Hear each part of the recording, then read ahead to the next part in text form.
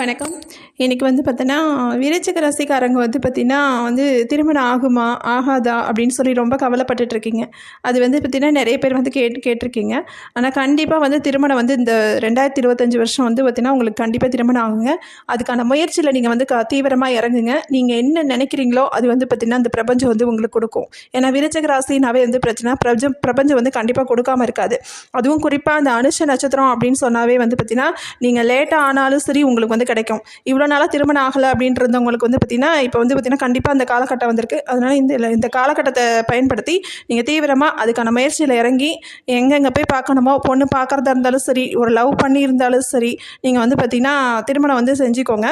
இது ஒரு அற்புதமான காலகட்டம் உங்களுக்கு. மற்றபடி பார்த்திங்கன்னா நீங்கள் பார்த்தீங்கன்னா பொண்ணு பழிக்கக்கூடாது. பழிக்காமல் நீங்கள் பார்த்தீங்கன்னா ஒரு உங்களுக்கு தகுந்த ஒரு இதில் பார்த்தீங்கன்னா நீங்கள் பார்த்து செயல்படுங்க. நல்லா வாழ்க்கை நல்லாயிருக்கும்.